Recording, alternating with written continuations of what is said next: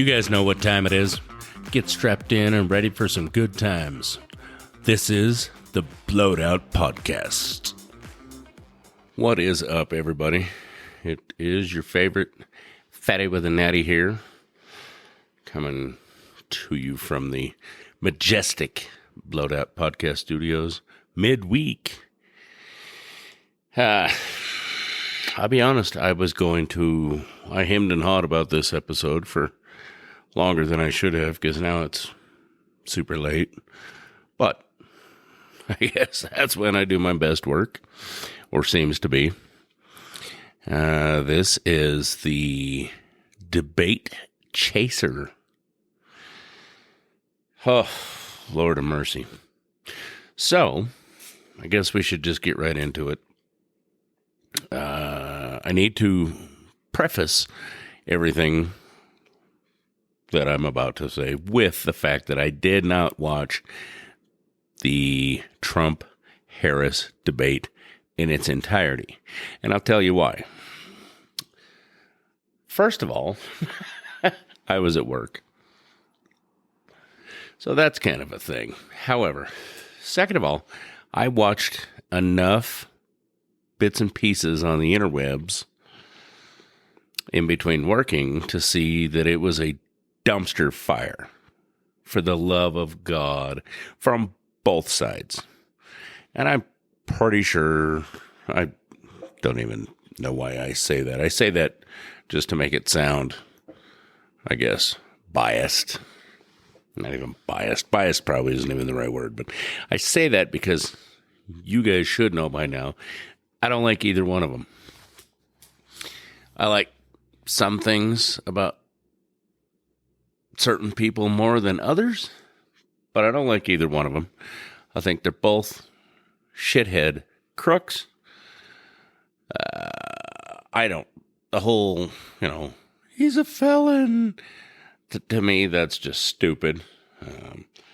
He's no more of a crook than all of them, so that part doesn't bother me. They're all crooks. Career politicians in general. Even if they're not career politicians, they're all godforsaken crooks. And if any of you still don't believe that, then this is certainly not the right platform for you to be listening to. And I hope you don't take that derogatorily, because I appreciate each and every one of you listening, but come on, man. Or whoa, man. However you want to put it. Sorry if I got your pronouns wrong. If you think for a red second that any of them have our best interests in mind, you were dead wrong, and you should know that by now. So, I watched a bit of it, and both of them are just blabbering idiots. Period. Just across the board. Neither of them, I hate to say it, because I really can't stand her. Just for a lot of reasons. But I hate to say it, she actually got closer to answering a question or two than he did. So it was a difficult watch for me. And I hope that it was for all of you too. Because again, at the end of the day, these either are, were, or going to be our elected officials that are supposed to have our best interests in mind or at heart, or they're supposed to be doing things in our best interests. I don't know if you know this or if you've noticed, but neither of those two trash talkers do, nor did any of the rest of them, ever since the beginning of time. All right, fair. Beginning of time was a stretch. But since the beginning of our government in the United States, all of them had their own agendas. None of them had collectively our best interests in mind. At some point, they all had their own agendas and what they wanted to see happen, whether or not it was the best thing for the people. by the people for the people, right? We know that that is not the case. You know that, much like the reason I brought it up in the beginning, I didn't want to do this because I don't like to do these types of podcasts. I do like to do material that is not always just jibber jabber and laughing and talking about, rambling on about God knows what. But those are fun. These tend not to be. I try to make them fun, but it's only because I talk shit, and so that makes it fun. I don't know. Well, sorry. I do know some of what I've seen on social media in the aftermath of last night's debacle. And I realized something in the wee hours of today that, unfortunately, what today should be is a day of remembrance, because it's wild to me that it's been 23 years, 22, 23, depending on how you want to look at it or how you define it, since the Twin Towers fell. That's wild. I, unfortunately, watched it live, not in person, but live, at least as live as it could have been, sitting in the office of a different shop, and I've seen all the documentaries and read the books, and the 9/11 Commission, all that stuff. Regardless of what you believe was the reason, or whether or not it was an inside job or any of those things, regardless, it was still an enormous tragedy. And I've had the enormous, Lord, sorry, I just lost the word, opportunity to go to Ground Zero and visit the memorial. And I assure you, it is very surreal, and it still remains to be one of the greatest tragedies ever on American soil. And I choose to think of today in remembrance of that, and the poor people who lost their lives, and the poor people who have lost their lives since, trying to save the people who lost their lives. It's just wild. Unfortunately, all of that, I'm afraid, is going to be lost on social media and lost in the public's eye, because they would rather post about Dummy One saying that people are eating dogs in Springfield, Ohio. Well, here's the thing. Granted, it's been a lot of years, but I lived in Springfield, Ohio for a few years. If people are eating dogs in Springfield, Ohio, they were doing it back then also. So it's probably nothing new, even if it's true. But Dummy 2 was too worried about trying to convince anyone that she's done anything for the last several years about border policies. But she's, she knows, having been in criminal justice. Oh, God. You just can't make this shit up. They both can't see past the ends of their faces, and it's just obscene. And why we as a people allow this horseshit to perpetuate is beyond me. I really don't have a good answer for that. We all hope, we all watch, we all tune in, hoping to hear something fresh or new or different. And it's not. It never is. It never is, and it never will be. It's the same old dead-ass horse that they just beat over and over again, and they just smear.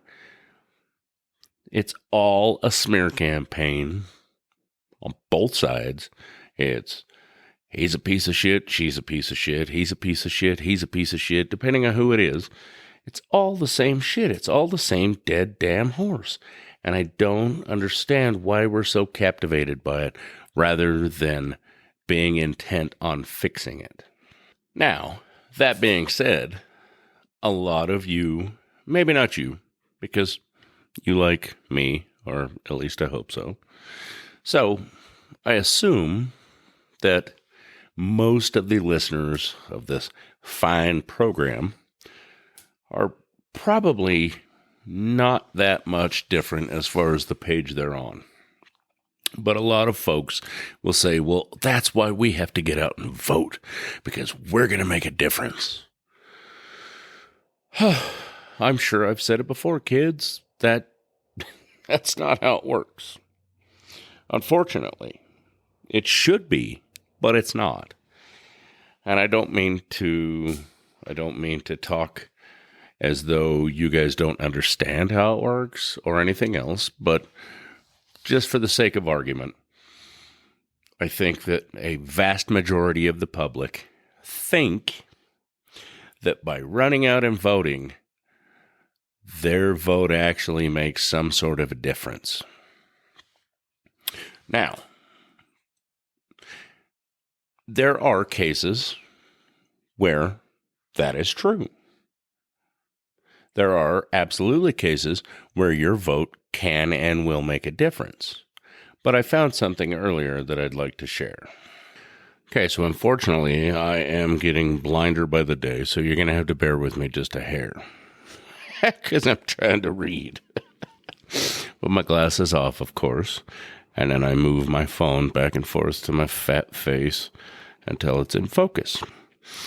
So we'll just presume that y'all know how the Electoral College works. Okay?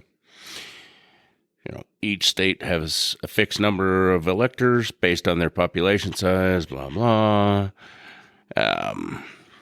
Let's see. Because of the system, candidates do not have to win over 50% of the popular votes across the country, but just win in enough states to receive a total of 270 Electoral College votes.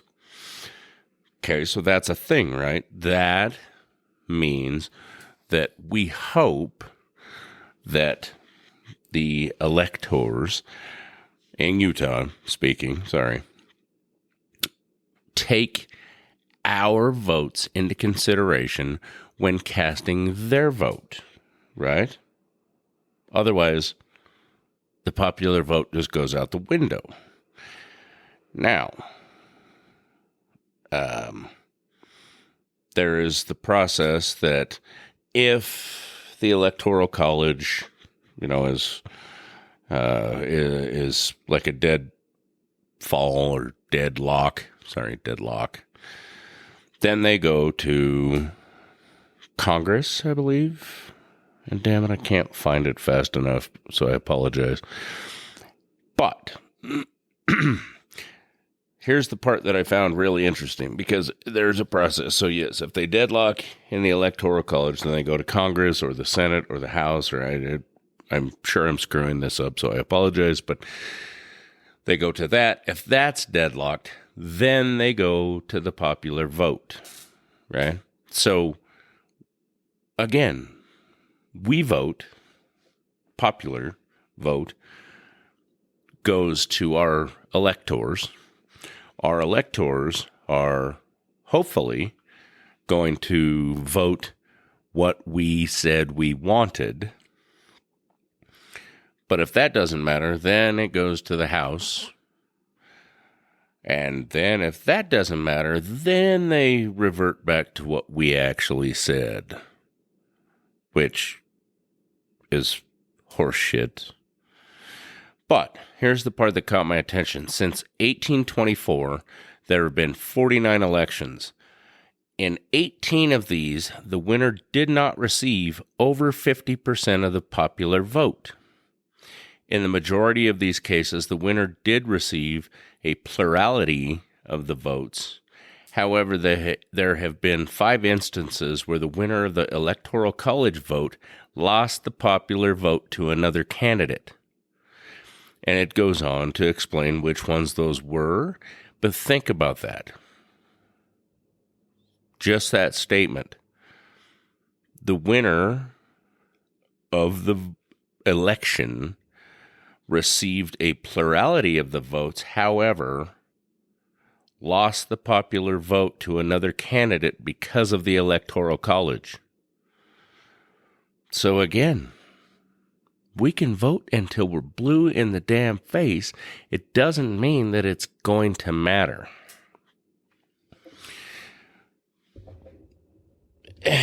That bothers me, and it should bother all of you, and I assume it does. But on top of that, winning the popular vote for what is essentially the cast of Dumb and Dumber only means that we still, every damn time, only get the lesser of two evils, right? I'm pretty sure everyone I know agrees with that. I apologize if you don't, but when has that not been the case? When has it been the fact that, man, there is one of these candidates who is a clear choice and is going to do the right thing for everybody? We had Hopi Changey. That was a thing. We had, granted, I'm only 48, so I've been alive for a handful, but not old enough to actually comprehend the first half of those, let's say.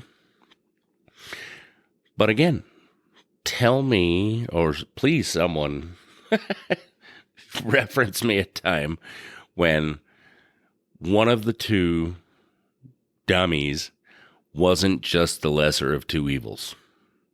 Every time, and granted, it's always going to be that way. We're never going to get the perfect candidate across the board. It's just not possible. It just isn't. There are too many people with too many varied interests. You got us suckers down here in the bottom trying to live in paycheck to make ends meet, or you got their highfalutin buddies that are clinking champagne on their yacht that don't want their taxes messed with, or their business taxes or revenues, affected by said candidate. So there's just too much of a broad spectrum, and I know I've said it before that one of the best ways, at least in my very dumb, very uneducated opinion, is to have a split, everything right down the middle. Everything, 100% bipartisanship. The House, the Senate, even the Oval Office, whichever is the less of two evils, gets the other one for its vice president. Or, even if it's not the two front runners, then, excuse me, if you're a Republican and you win the Electoral College, because we all know that's how it works, regardless of who your running mate was, it has to be the other party, period. So at least there can be some sort of a resemblance of the checks and balances that are supposed to be in place that are not. Again, just one fat man's opinion, but at least that would be better than just, hey, bro, I got a plan, and if you just back me 100,000%, we're going to get in. We'll do whatever the hell you want because we're homies.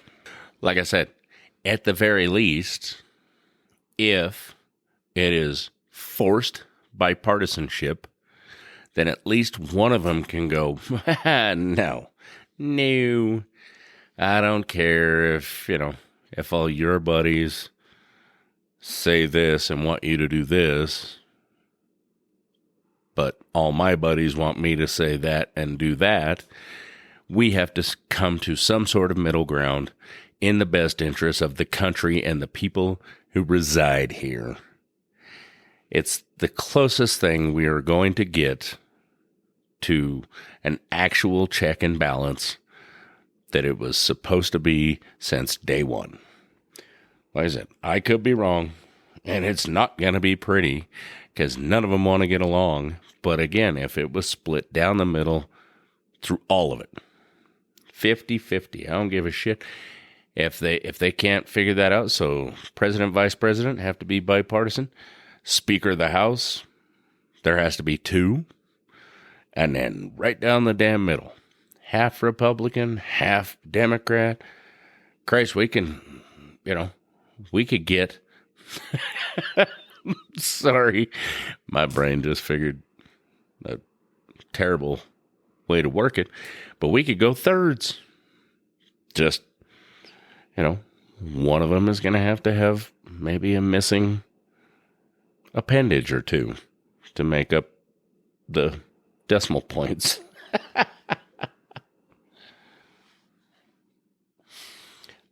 But at least then it couldn't just be, hey, we're doing this because we want to and nobody can stop us. At least somebody would be in the background being like, no, wait. Nah, I don't agree with that. Other than all of us going, no, wait. Because the only other option to that is us stopping them. And we all know where that goes. And y'all know that I already feel like that's not entirely off the board. Now, granted, we've kind of strayed from the topic a hair of the debate. But again, I didn't watch it. I've only seen bits and pieces, so it really wasn't my intent. I just wanted to talk some shit about it and hopefully maybe, give everyone a little bit of some thinking points or talking points with your coworkers, which, by the way, don't do because most places have a policy against that. So don't get caught talking politics at work. Certainly don't get caught making anything more divisive than it already is. Christ, we couldn't possibly get any more divided at this point, could we? I don't think so. Again, one fat man's opinion. But, like I said, at least these are some things to consider. The thing I talked about before, and I've talked about it before tonight, is if things go to a takeover, for instance, I said if, Christ, I'm not inciting any riots, NSA, but that also is not a good option for many, many, many reasons. I shouldn't even have to explain that. But even, God forbid, we go there and we stay as divided as we are currently, and we, God, for lack of a better way to word it, go back to north and south, for hell's sakes. East and west, Midwest, however you want to break it down. God forbid it goes back to that. What is a good outcome of that? I can't think of one. A lot more divisiveness, loss of life, bloodshed, which no one needs or wants. I mean, yeah, maybe punch somebody in the face or something because they, talk some smack, but not honest to God bloodshed. That's, our parents always used to say, violence is not the answer.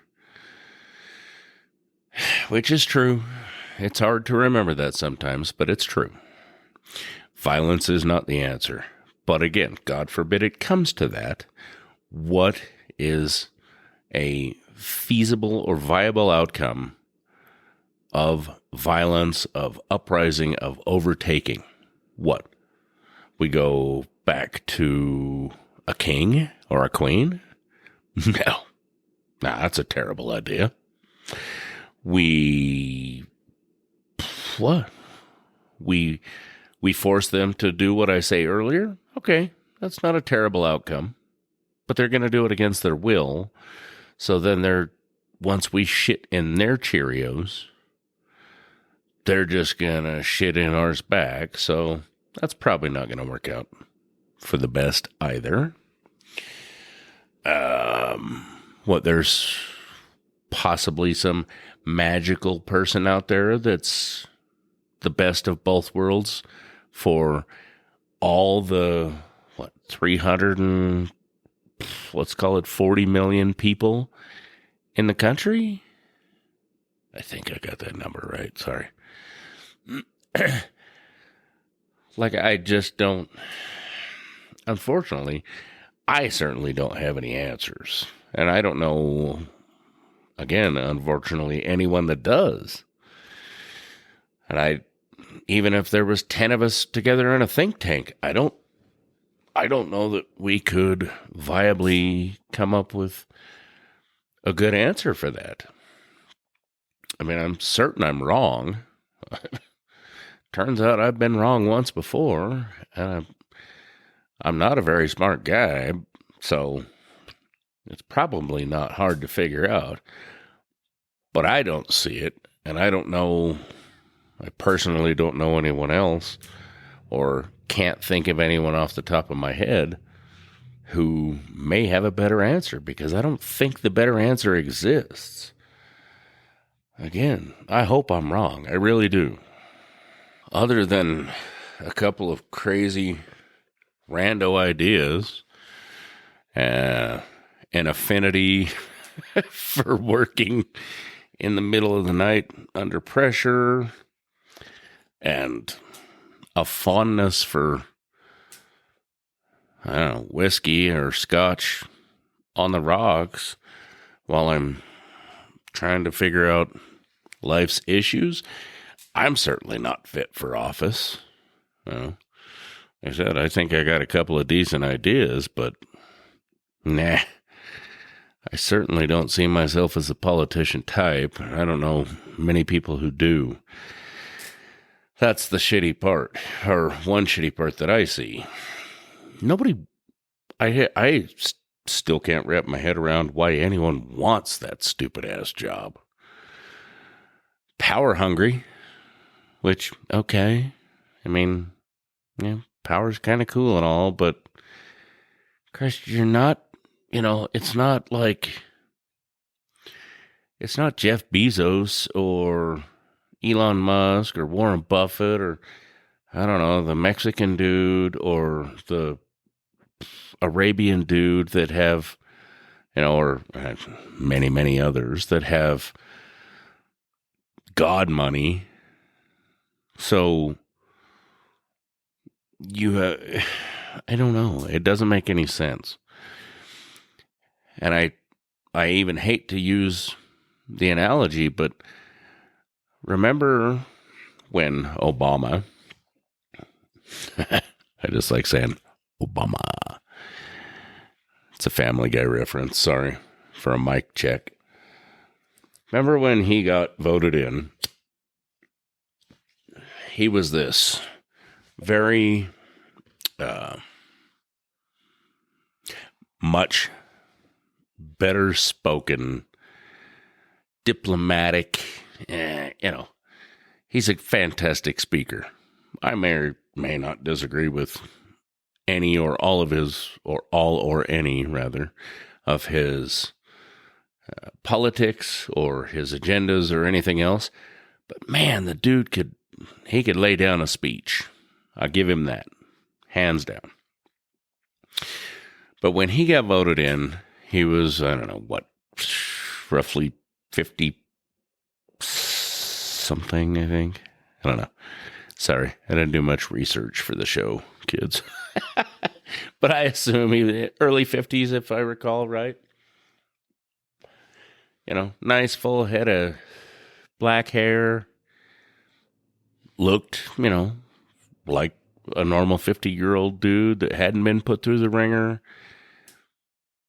Remember what he looked like when he left? Dude looked like he had been ran through. Old as shit, gray, hated life. If you can't tell me that job is easy on anyone, and again, other than some sort of crazy power struggle that doesn't involve money, which, as we all know, money is way more powerful. I don't know why anyone wants to do it, other than these crackheads who have some weird agenda and want to be friends with Putin and, Kim Jong-un and all these world leaders. Chris, who cares? If you had Bezos money or Musk money, call them on the damn phone. I guarantee you got the number. And they'd much rather hang out in your yacht or go take a spacewalk, which is a stab at the billionaire dude that just got launched into space yesterday. But again, Chris, just call him up and be like, bro, I got so much money, it's stupid. You want to go hang out on my yacht? Instead of, hey, I'm calling you from a landline in an old-ass building in D.C. You want to hang out? By the way, I'm broke, so, because I don't make enough money to make this shit worth it. I don't know. I guess I'm rambling, but I don't understand why anyone wants it, and I certainly don't understand why there just can't be a decent person to pony up that doesn't care about all the bureaucracies and all the bullshit and literally just gives a shit about the country. Now, I know that is going to trigger some folks and say that that's what Trump wants. No, he doesn't. He wants to be all powerful. It's not what Kamala wants. Sorry, I don't know. I'm not even trying to be derogatory if I'm saying it wrong. It's not what she wants. She wants her agendas dealt with, and she wants to be the first black woman president, or even just woman. It's all a power struggle, and it makes no sense. It doesn't help any of us. And by us, I mean the people, not just the poor little scabs in Ogden, Utah. I don't know about you guys, wherever you may be, hopefully all over the globe. But I got a lot bigger things on my daily plate to worry about than whoever is in that office not looking out for us, not changing things for the better, not worrying about the fact that, Christ, that we're living paycheck to paycheck, or that a gallon of gas is $4. And in some places, I know we're luckier than some. Or, a gallon of milk is $3 or $4. And I realize that there are people out there that can remember even farther back than me, but I remember less than $1 a gallon of gas. And I understand that things, prices of those things are a double-edged sword, because I realize the price of things go up, and coincidentally, the price of their end products have to go up to mitigate those costs.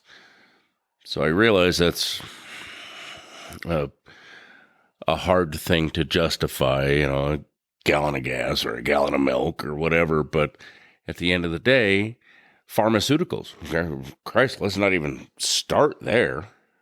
I just saw yesterday a good friend of mine posted on social media that her child's inhaler was a couple $100, now I can't remember if it was $2.5 or $3.5 that wasn't covered by insurance.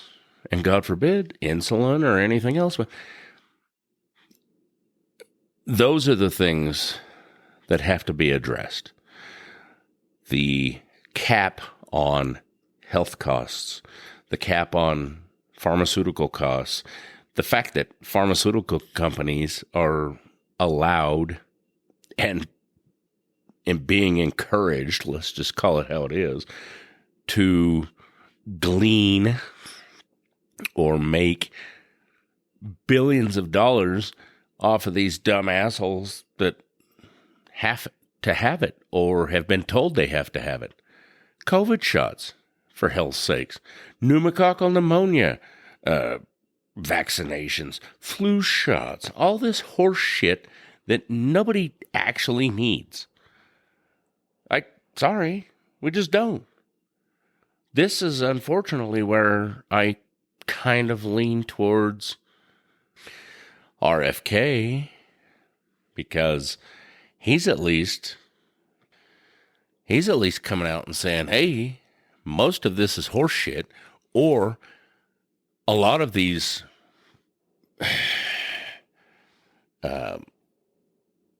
vaccinations and inoculations, and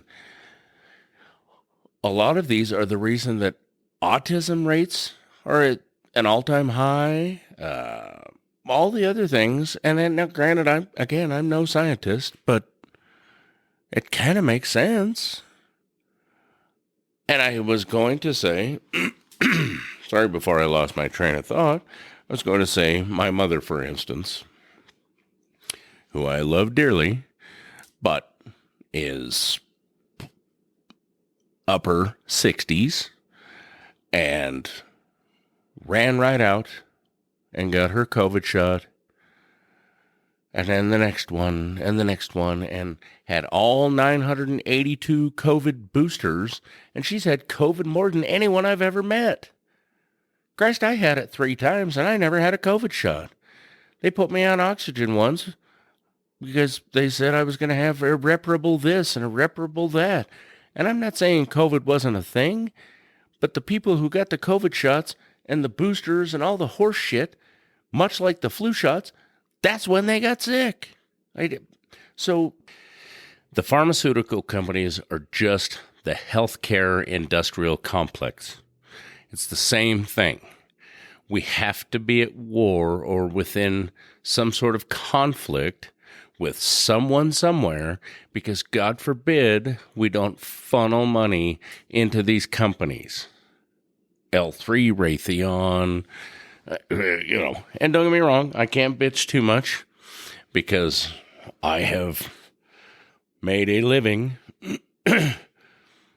for a lot of years working for one or more companies that are being fed as a part of that.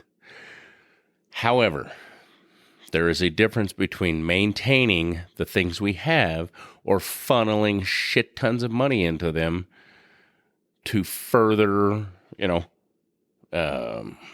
research or further develop some sort of crazy weapon that we don't already have, or some crazy new drug that we don't need, because we have so many already that fix pretty much everything. But there's no cap. And then if we stop doing that, then these companies won't make billions of dollars. We can't funnel billions of dollars into them. It's all the same bureaucratic bullshit. It's a cycle that governmentally has been... I'm trying to think of the right way to phrase this. Those things wouldn't be an issue if they were never allowed to. Back in the Cold War, sure. Back whenever, sure. Stop pissing everybody and their dog off, and we don't need crazier, newer, fancier weapons than we already have. Treat people with the shit that we already have, healthcare wise, and we already have everything that we need to handle what they got. Stop making new shit up just to, just to justify coming out with some new medication that's $1 Brazilian a dose that nobody can afford, that is government sponsored. I don't understand why it's, and again, maybe I'm wrong, but I just don't see why it's that hard. I just don't. There are plenty of super cool weapons that we already possess. There are plenty of drugs, pharmaceuticals that we already possess that treat anything and everything under the sun. The only reason we need new ones is because they're coming up with new sicknesses. We don't need an influx of EVs. We need to stop banning or halting companies who are coming up with ways to literally suck CO2 or carbon monoxide, pollutants, let's say that, pollutants out of the atmosphere into a giant filter. How about we just let them do that instead of worrying about, how many cars are polluting? How about we shut down things like the World Economic Forum, or their 15-minute cities, or the fact that they want one car per 1,000 people by 2050. I don't know about you guys, but I kind of like driving myself to work. I don't want to ride in a van. I mean, I would if I had to, but why? My car doesn't pollute the atmosphere any more than anyone else's, or any more than the van. I realize that that's a double-edged sword, but all these things that are not being regulated, or that are being perpetuated or even endorsed, don't need to happen. Yes, we're not getting any smaller in population. That's a given. I understand that. But there are ways to deal with it and combat it, and there are ways to make everyone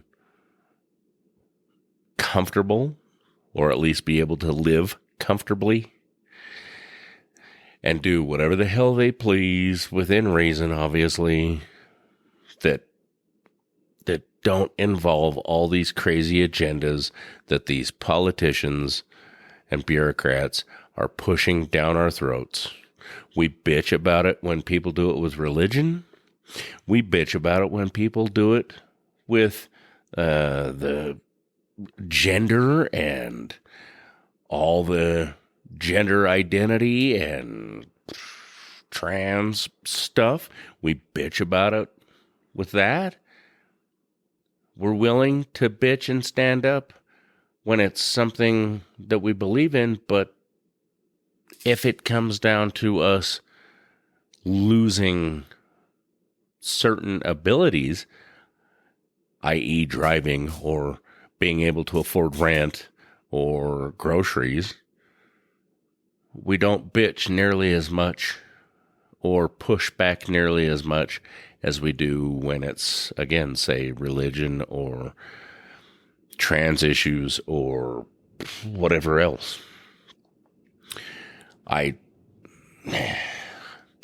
certain I've rambled on too long, and I would definitely like to revisit some of this topic in a few days with the rest of the crew, with Maddie without a natty and Noel, so we could get some bounce back, because I'm curious to know what other people think.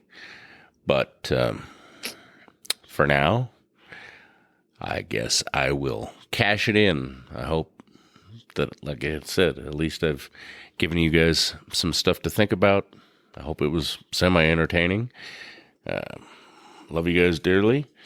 If you would like to advertise on the show, you know where to find me or us. blowedoutpodcast@gmail.com or on social media. And again, hopefully we can put something together in the next few days for a group episode. And until we talk again, love you guys. Thanks for listening. Cheers.